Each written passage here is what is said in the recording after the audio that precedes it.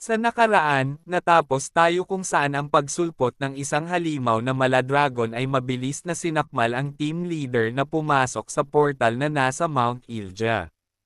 Dahilan ito upang mapasigaw ang kanyang mga kasamahan sa nangyari sa kanilang leader. Magsisimula tayo sa eksena kung saan makikita ang building kung saan nag-usap ang ating bida, sina Mina, at ang leader ng Red Lion Guild na si Yerek.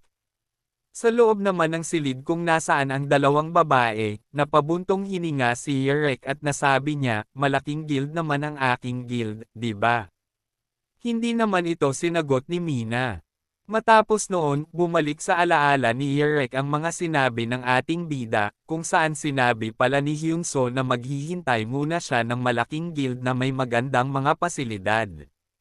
Kaya sa ngayon, hindi muna siya makakapagdesisyon. Alam din naman ng dalawa ang kanyang phone number, kaya maaari nila siyang tawagan kapag kailangan nila ng hunter na papasok sa mga portal. Kasabay noon ay agad na umalis ang ating bida, habang naiwan naman ang dalawa na wala nang nasabi. Maya-maya pa nga, agad na tumayo si Yerek at nasabi niya na talagang hindi siya nakapagsalita sa sinabi ng ating bida. Nasabi din ni Yerek sa kanyang pag-iisip na ganoon-ganoon na lamang tinanggihan ni Hyunso ang offer ng isang guild na kasing antas na ng association. Maging ang association ay tinanggihan din niya. Kaya posible na may ibang guild pang makakuha sa ating bida kapag tinaasan pa nito ang offer sa kanya. Kasabay noon, nagpalabas siya ng ore dahil sa inis, na ikinagulat naman ni Mina. Mabilis siyang tumakbo papalabas ng building, habang naiwan sa silid si Mina at nasabi na lamang niya, hindi pa rin nagbabago ang babaeng iyon, isa pa rin itong mainitan ang ulo. Lumipat naman tayo sa gusali kung saan nakatira si Hyunso, at makikita ang portal na walang takip sa loob ng kwarto ng ating bida. Sa loob nito, makikita ang ating bida na manghang-mangha sa kanyang narinig. Makikita din ang notification screen ng ating bida na nakasaad dito ang Transcendent Rank skill ng Heavenly Demon na Dominating Stride. Nasabi niya sa kanyang pag-iisip kung ano ba ang Transcendent Rank skill. Dagdag pa niya na ito ay may 5 stage ng skill. Habang nagsalita naman ang Heavenly Demon, sinabi nito kay Hyunso na mula ngayon, ang teknik na ituturo niya ay ang Heavenly Demon Dominating Stride. Muli namang nasabi ni Hyunso sa kanyang pag-iisip na ang Transcendent Rank ay nakukuha lamang kapag nakapatay ng isang mataas na uri ng halimaw o nakatagpo ng isang treasure. Dagdag pa niya na wala pang susunod na rank ang nakita niya na mas mataas pa sa Transcendent Rank. Nagsalita naman ang ating bida at may pagtataka niyang tinanong ang Heavenly Demon kung ano ang Heavenly Demon Dominating Stride. Sinabi naman ng Heavenly Demon na ang basic requirements para matuto ng martial arts ay ang footwork, kaya kailangan muna matutunan ng ating bida ang 5 skill ng Heavenly Demon Dominating Stride bago siya matuto ng martial arts. Dagdag pa ng Heavenly Demon na manood ng mabuti ang ating bida at dapat sundan niya ang kanyang gagawin, dahil matapos niyang ipakita ito ay gagawin naman ito ng ating bida. Agad na nagbigay galang ang ating bida habang sinabi niya na makikinig siya sa instructions ng kanyang master. Matapos noon, agad na nagsimula ang Heavenly Demon at ipinakita ang unang skill ng Heavenly Demon Dominating Stride. Makikita naman na nabalutan ng aura ang kamay at paa ng Heavenly Demon, at matapos noon, ipinakita niya sa ating bida ang unang yugto ng Heavenly Demon Dominating Stride, ang Heavenly Demon Emergence. Matapos makita ng ating bida ang unang yugto, agad lumitaw ang notification na nagsasabing matagumpay niyang naintindihan ang unang yugto ng Heavenly Demon Dominating Stride, ang Heavenly Demon Emergence. Bumalik naman sa Heavenly Demon na kung saan pinapaliwanag niya kay Hyunso na ang unang yugto ng stride ay maliwanag at kalmado. Nasabi naman ng ating bida sa kanyang isip na ang galaw ng Heavenly Demon ay kung titingnan ito ay parang hindi ito gumagalaw. Nagpatuloy naman muli ang Heavenly Demon sa pagpapakita sa ating bida ng unang yugto ng stride. Maya-maya pa, mabilis na lumitaw ang Heavenly Demon sa harapan ng ating bida na kanyang ikinabigla. Sinabi naman ng Heavenly Demon na iyon ang unang yugto, ang Heavenly Demon Emergence, at ang iba pa ay basic footwork din. Natanong naman ni Hyunso sa kanyang isip kung papaanong mayroon isang tao na kayang gumalaw ng ganoon kabilis. Lumabas din ang notification na nagsasaad na ang pagkaunawa ng ating bida sa Heavenly Demon Emergence ay ngayon nasa 38% na lamang.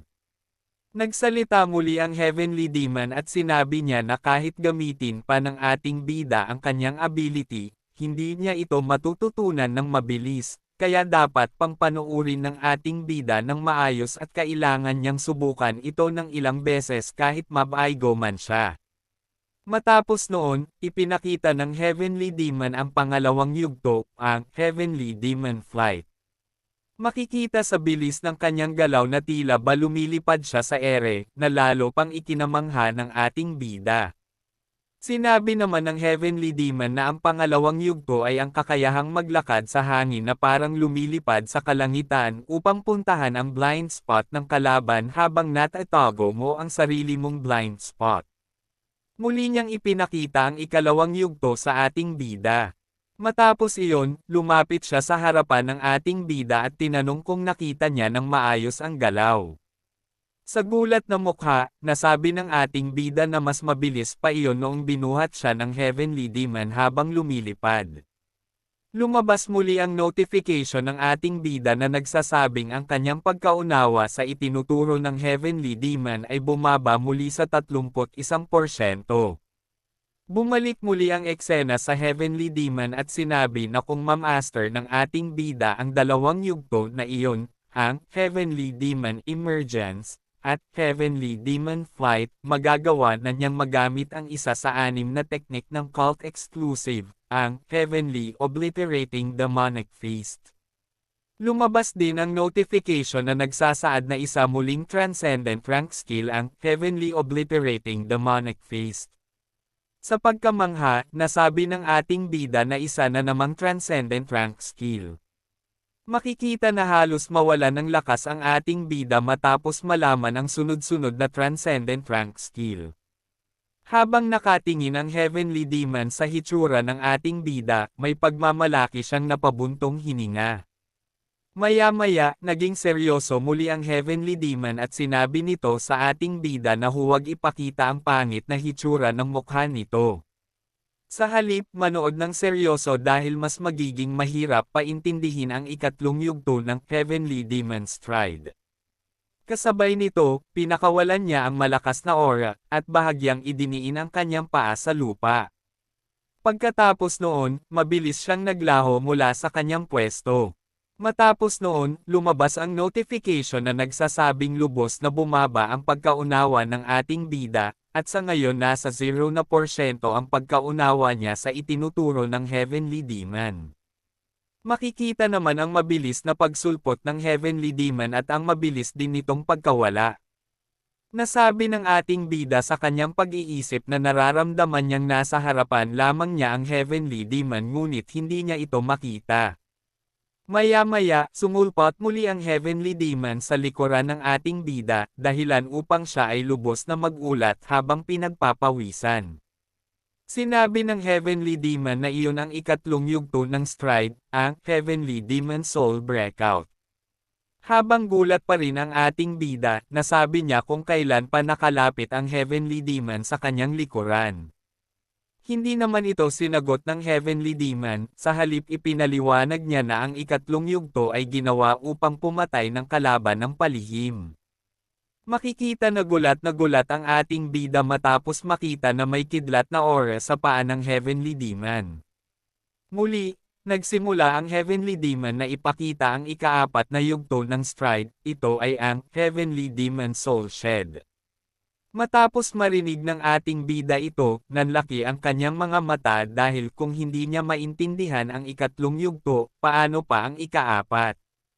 Sinimulan ng Heavenly Demon ang ikaapat na yugto kung saan binalot siya ng malakas na aura na kumalat sa buong paligid. Ang ating bida, nang makita ito, ay napatikip ng kanyang kamay upang harangin ang impact ng aura. Makikita rin ang mabilis na pag-alis ng Heavenly Demon mula sa kanyang aura. Matapos noon, ipinaliwanag ng Heavenly Demon na ang ikaapat na yugto ay ginawa upang mabilis na maatake ang kaluluwa ng kalaban. Ang skill na ito ay self-explanatory, ibig sabihin, mabilis na paggalaw ng kaluluwa matapos itong makaalis sa katawan upang bigyan ng malaking pinsala ang kaluluwa ng kalaban. Dagdag pa ng Heavenly Demon na isa ito sa kanyang paboritong stride upang mag-counter-attack sa kanyang mga kalaban. Ang ating bida, habang pinagpapawisan, ay nasabi sa kanyang pag-iisip na hindi niya na makita ang nangyari, paano pa kaya ang pag-intindi sa mga ito. Sinabi muli ng Heavenly Demon na kung ma-master ng ating bida ang Heavenly Demon Soul Breakout at Heavenly Demon Soul Shed, magagamit na niya ang kalahati ng ikalimang teknik ng Heaven Obliterating Demonic Feast.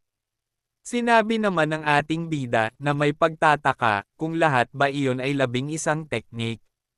Agad na sinagot ng Heavenly Demon na hindi. Agad namang ipinaliwanag ng Heavenly Demon na mayroong 12 teknik ito. At bago magamit ng ating bida ang pang-12 teknik, kailangan na ma-master niya ang ikalimang yugto ng Heavenly Demon Dominating Stride dahil ito ang pangunahing kinakailangan para magamit ang 12 teknik. Nasabi naman ng ating bida sa kanyang pag-iisip na kung hindi niya matututunan ang Heavenly Demon Dominating Stride, hindi niya magagamit ang 12 teknik ng Heaven Obliterating Demonic Feast. Matapos mag-isip ang ating bida, agad namang ipinakita ng Heavenly Demon ang ikalimang yugto ng stride kasabay ng pag-apak niya sa lupa na may kasamang aura. Habang ginagawa niya ito, nasabi niya na ang ikalimang yugto ay ang Heavenly Demon Ruler Descent. At makikita ang pagtama ng paa ng Heavenly Demon sa lupa na nagdulot ng isang malakas na pagsabog. Nawala sa balanse ang ating bida, umangat pa siya sa ere. Nasabi din niya sa kanyang isip habang bumabagsak sa lupa na sa isang bahagyang pagtadyak lamang sa lupa ay halos masira na ang kanyang mundo. At maya-maya pa nga, bumagsak na ng malakas ang ating bida sa lupa. Habang nawawala ng malay ang ating bida, ipinaliwanag ng Heavenly Demon na ito ang ikalimang yugto, kung saan lahat ng nilalang na nakatayo sa kanyang paligid ay luluhod sa kanyang harapan. Makikita na nga na tuluyan nang nawala ng malay ang ating bida. Matapos nito, lumipat ang eksena kung saan makikita muli ang building ng asosasyon. Sa loob nito, makikita ang mga taong nag-uusap kung saan sinabi ng isa na ang tanging nakaligtas lamang ay 4 na B-rank hunter at 5 support. Dagdag pa nito na ang team leader na si Odeho ay namatay din at ang Triple Circle Mount Ilja Expedition na pinasok ng kanilang asosasyon ay hindi matagumpay. Sinabi naman ng isa na kung mali ba ang pagsuri ng rank ng portal na iyon. Dagdag pa ng isa, ano na ang ginagawa ng evaluation department tungkol sa maling pag-evaluate ng rank ng portal na iyon. Nagsalita ang leader ng evaluation department at sinabi nito na sinuri nila ang rank ng portal na iyon, at base sa equipment na ginamit nila, tama ang kanilang pagsusuri. Sinabi naman ng isa na kung ganun, paano nito mapapaliwanag ang nangyari dahil 5 sa mga A-rank at 11 na B-rank ang pumasok sa portal ngunit 4 na B-rank na lamang ang nakalabas sa portal na iyon.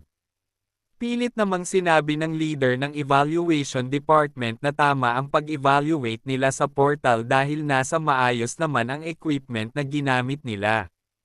At nagtuloy-tuloy na ang kanilang pagtatalo. Ngunit agad silang pinatigil ng isang tao dahilan upang makuha nito ang atensyon ng lahat.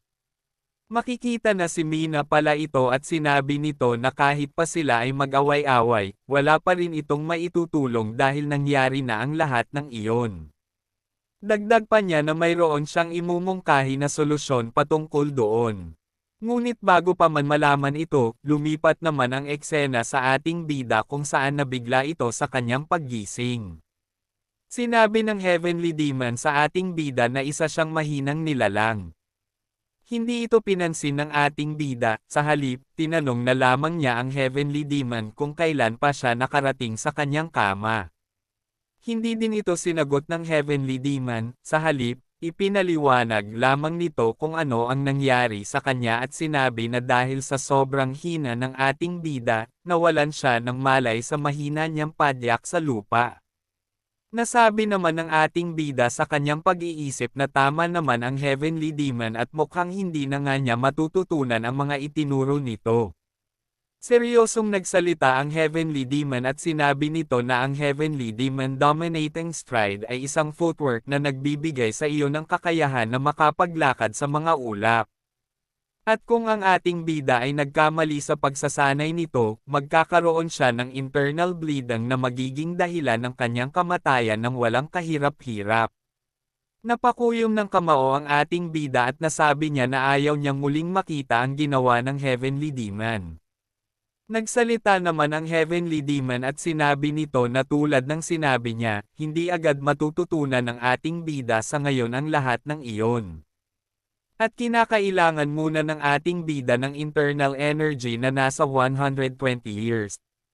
Kaya sa ngayon, mag-focus muna ang ating bida sa pagpapataas ng kanyang internal energy at magsanay muna siya sa unang yugto ng stride, ang Heavenly Demon Emergence at Heavenly Demon Flight.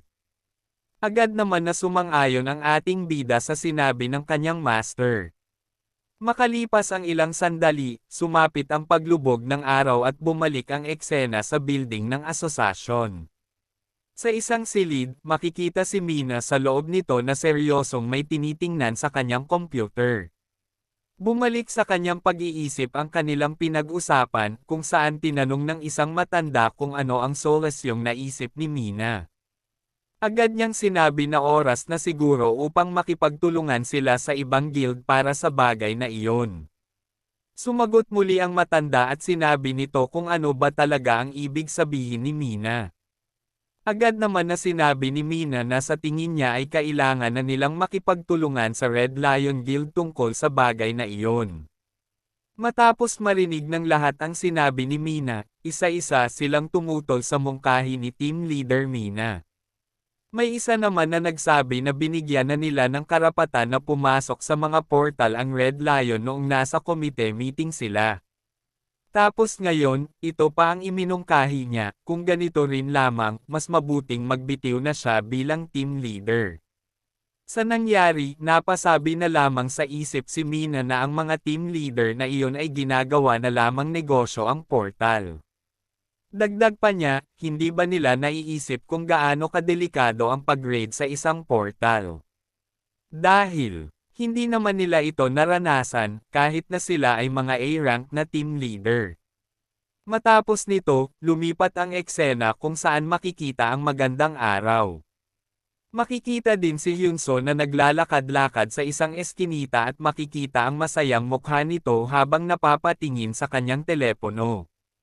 Nasabi din niya na ang pera ay papalapit na ng papalapit sa kanya.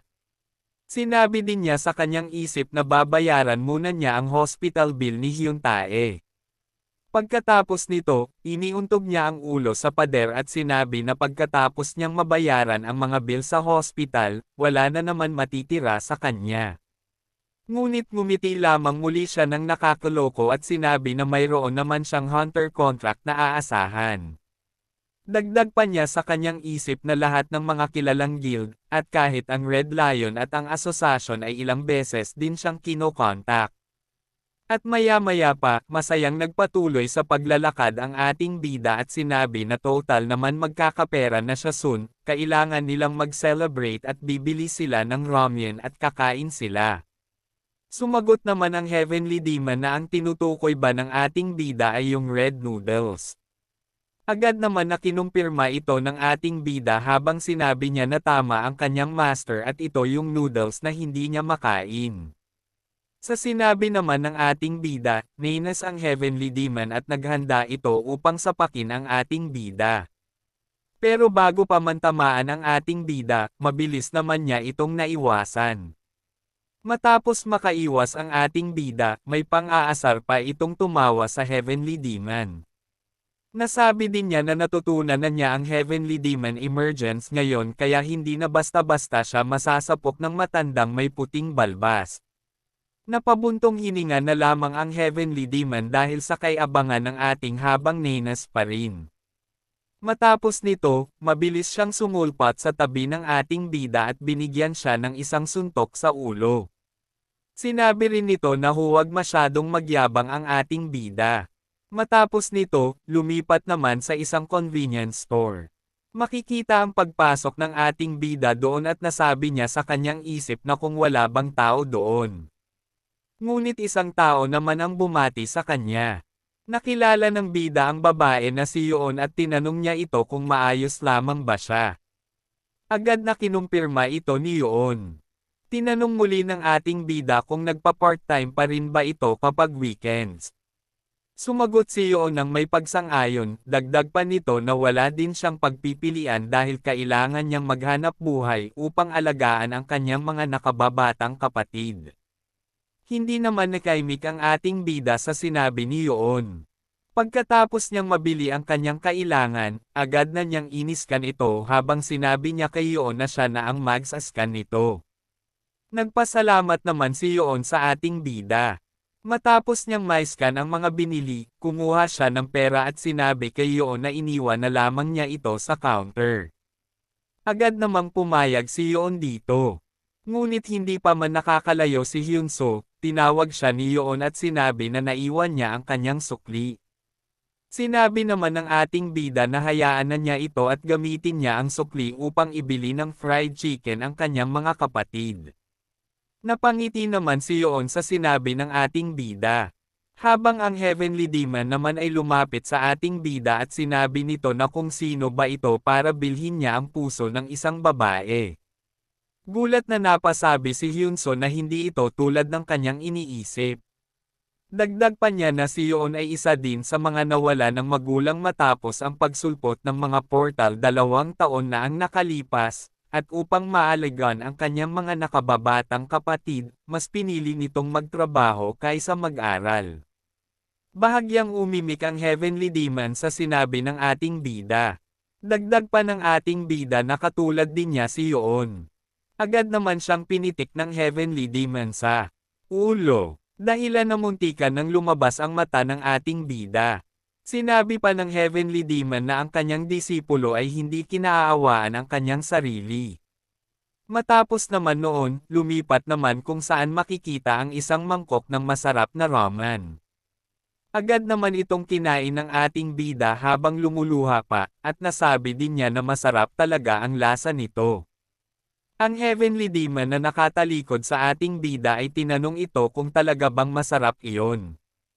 Agad naman na sumang-ayon ang ating bida dito. Dagdag pa niya na ang ramyun sa kanilang bansa ay ang pinakamasarap na ramen sa buong mundo. At makikita nga ang pagkatakam ng Heavenly Demon sa kinakain ng ating bida habang si Hyunso naman ay nagsimula na muli na kumain. Ngunit dahil sobrang takam na ng Heavenly Demon, hinawakan niya ang kamay ng ating bida bago pa man niya makain ang noodles, na ikinagulat naman ni Hyunso. Agad naman na ginamit ng Heavenly Demon ang kamay ng ating bida upang makain niya ang noodles, na mas lalong kinabigla ni Hyunso. Habang ang Heavenly Demon ay kinain na ang noodles, mas lalo naman nagulat ang ating bida dito at nasabi din niya kung talaga bang nakain ng kanyang master ang noodles. Agad naman na nagbigay ng thumbs up ang Heavenly Demon at sinabi pa nito na kung iyon ba ang sinabi ng ating bida na lasa ng ramyun. Dagdag pa niya na isa talaga itong delicacy ng mundo na iyon. Kasabay noon ay hinawakan niya sa ulo ang ating bida habang sinasabi din nito na sa tingin niya na dahil sa kamay ng ating bida kaya niya nakain ito. Dagdag pa niya na talagang isang useful na disciple ang ating bida. Matapos noon, pumalaklak naman ito ng malakas at sinabi din nito kay Hyunso na pakainin ulit siya nito ng isa pang beses. Nasabi naman ng ating bida sa kanyang pag-iisip na mas lalo pang naging mahirap ang kanyang sitwasyon ngayon. Lumipat naman tayo sa labas kung saan makikita ang magandang panahon. Mapapansin naman ang isang tao na naglalakad na may dala-dalang kanyang pinamili. Makikita na si Yoon pala ito na pauwi na. Nasabi naman niya na maswerte siya ngayong araw dahil sa ngayong araw ay hindi siya naubusan ng lunchbox na paborito ng kanyang mga kapatid. Ngunit makikita naman ang pagkagulat niya nang may mapansin sa di kalayuan. Makikita naman ang paglabas ng tubig sa mga drainage na ikinagulat ng lahat ng nakakita dito. At maya-maya, mabilis na napuno ng tubig ang buong lugar at ang paglabas ng mga halimaw na katulad ng mga halimaw na makikita sa portal ng Mount Ilja. Makikita naman ang takot sa mga mukha ng mga tao dahil sa pagsulpot ng mga halimaw, at isa-isa nang ang pinagpapatay ng mga halimaw ang makita nilang tao. Habang makikita naman ang pagtaas ng isang sandata at sinabi nito na ang lugar na iyon ay kanila ng magiging teritoryo. At makikita nga ang isang halimaw na may anyo ng tao habang ang kalahati nito ay buntot ng isang isda. Dagdag pa nito na huhugasan nila ang lugar na iyon dahil dinumihan na ito ng mga walang kwentang lahi ng tao. Makikita nga na isa-isa nang namamatay ang mga tao na nandoon dahil sa mga halimaw. Nagsalita naman muli ang nilalang na iyon at sinabi nito na ang lugar na iyon ay sa kanila na. Kasabay noon ang pagkawasak ng lupa at paglitaw ng isang malaking ulo ng halimaw at mabilis itong lumangoy sa tubig, at agad na nagtungo sa kinaroroonan ni Yoon. Habang makikita naman si Yoon na napaiyak na lamang sa sobrang takot.